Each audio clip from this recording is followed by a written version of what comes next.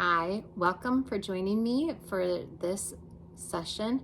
This would be a very good topic for a talk back type of service, but since I don't have a congregation, I'm just going to go ahead and give it as a full message. So we're going to begin.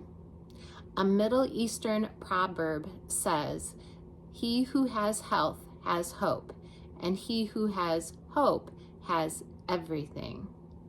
Let's focus on how to give ourselves and each other the highest level of health, which is in turn giving ourselves and each other the highest level of hope.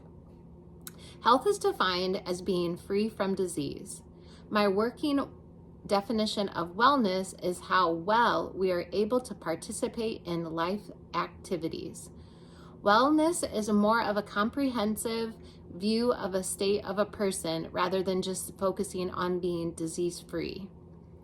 Understanding the dimensions of wellness facilitates an all-encompassing model for understanding our needs, strengths, and growing areas.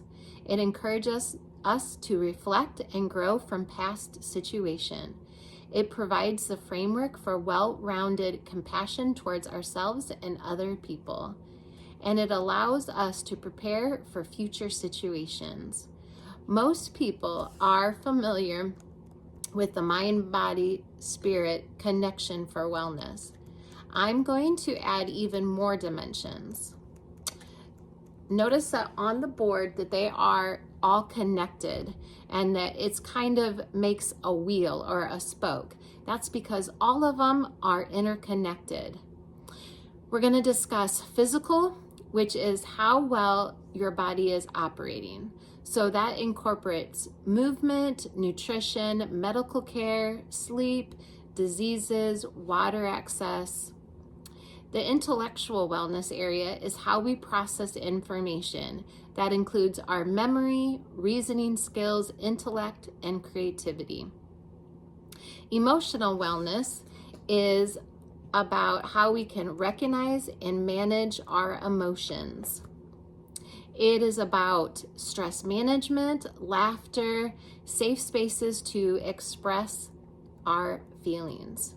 Spiritual wellness is about what guides us in life, how we determine what is moral, and what gives us stability, inspiration, and comfort.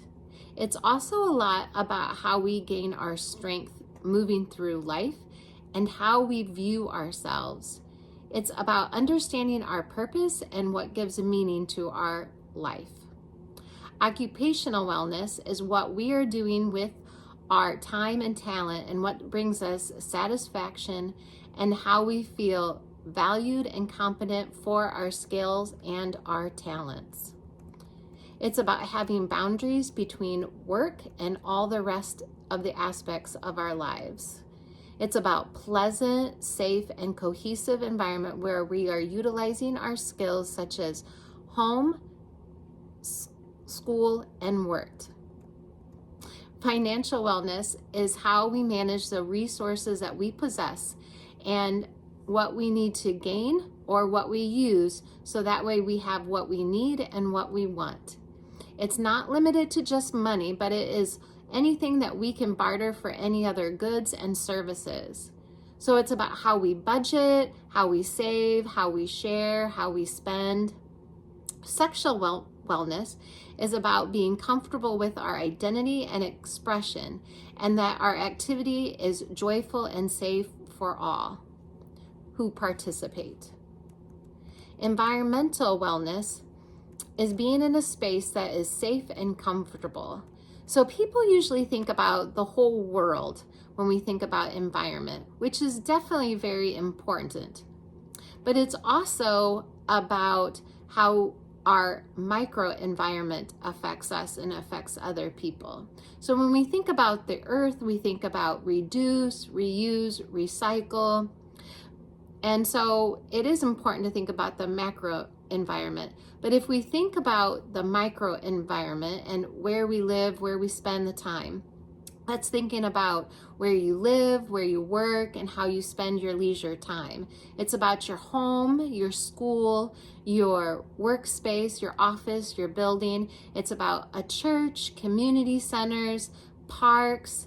It's about your home, then your city, and then your state, and then your country, and the world. So social wellness is how we relate with others, such as our family, our friends, co-workers, supervisors, supervisees, community members. It is about how we connect and feel seen. And it's about anyone that we have contact with at any time. It's about having mutual, respectful, joyful relationships. It's about balancing our needs with other people's needs. It's about boundaries being stated and being honored.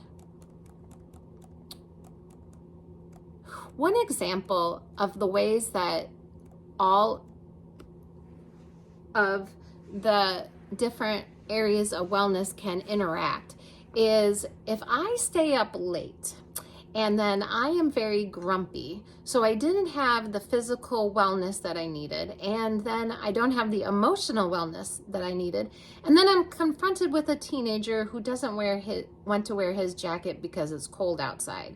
So then I get in an argument with him and I lose my temper. Well, so then that affects my social wellness.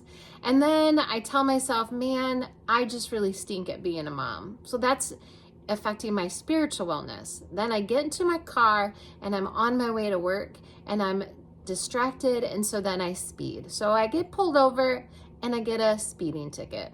So then that affects my financial wellness. And because of that extra time talking to the police officer, waiting for the officer to get back to me, then I'm late to work, which affects my occupational health.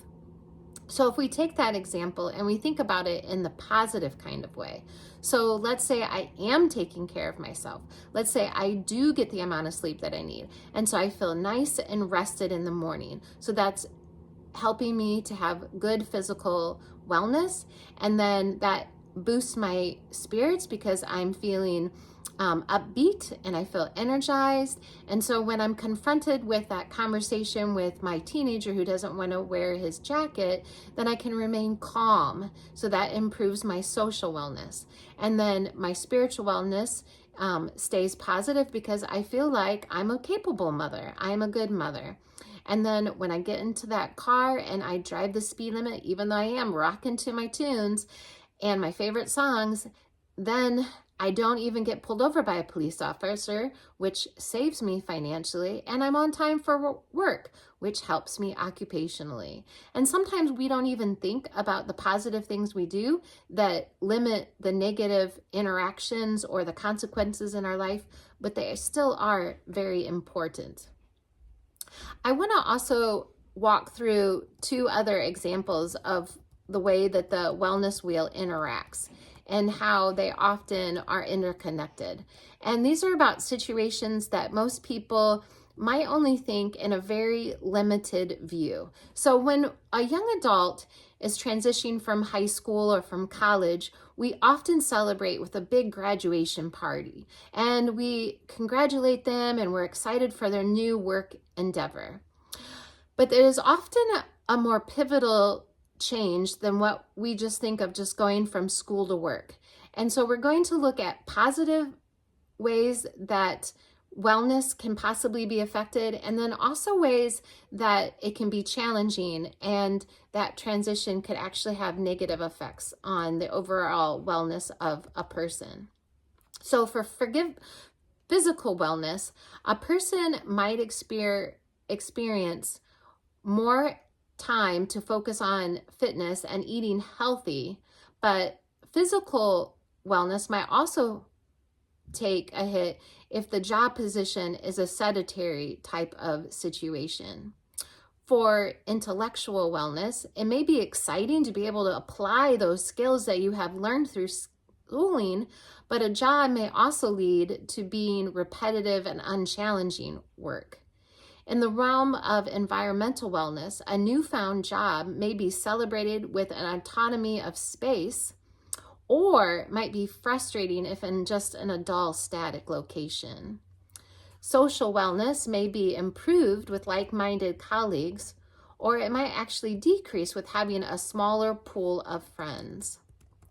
Occupational wellness may soar if obtaining a long-sought worked-for career, or it may lead to feeling low if the skills aren't being utilized. Financial wellness may increase with increase of pay, but there might also be financial stress that grows with the growing bills and responsibility. Spiritual wellness may be improved if the company shares the values and goals of the person, or a person may feel trapped in a company with amoral codes and procedures. Emotional wellness may improve if the job creates less anxiety without the performance standards of school, or a person may experience feeling overwhelmed by the workload. Sexual wellness may be supported if there are respectful human resource policies set in place for that company, or it may decrease by a harassing colleague. So on the other end of the spectrum of employment, let's talk about what happens after those joyous parties or gag gifts that usually mark a person's retirement. Let's look at retirement through the wellness framework. Sometimes people's physical health improves because there is more time and energy to focus on physical wellness. But other times, people have become more sedentary without the requirements of the movement of work. Intellectual wellness may decrease when not challenged with new concepts. Others may revel in the new freedom to pursue enriching activities that stimulate learning and creativity. Emotional wellness may be blossoming with less occupational stress or tension, but others may experience sadness or grief at the end of a career that they spent a lifetime building. Spiritual wellness may soar with a time to meditate and spend time in nature, but for others, they may flounder at having the identity of their occupation gone from them. Occupational wellness may be turned towards giving of the community through volunteer work, and others may agonize without the responsibilities of their job. Financial planning may lead to travel opportunities and enjoyment, but some may find stress over their limited monthly income. Sexual expression may increase with more time and energy, but sexual desire may also decrease with spiritual and emotional struggles. Environmental wellness may increase with creativity and energy towards the home, but it also may decrease funds and lead to a need to move to a different location. Social time and connection may increase with volunteerism, church involvement, or family functions, or a person may feel more isolated without set social connections through work. I bring this knowledge to you because I hope that you learn the process of reflecting how all the dimensions affect your life and other people. I hope it brings you more compassion for yourself and others, and how to understand the support that you need and others need during difficult times. I hope that you also celebrate the ways that you and others excel in the areas of wellness. People have inherent worth and need to be treated as such. We are worth the effort to obtain the tools and the skills necessary for a healthy life. I hope you choose to utilize the framework of the 9 dimensions of wellness to enrich, strengthen, and enjoy your life. May we all have the highest levels of health. May we all have the highest levels of hope. Thank you.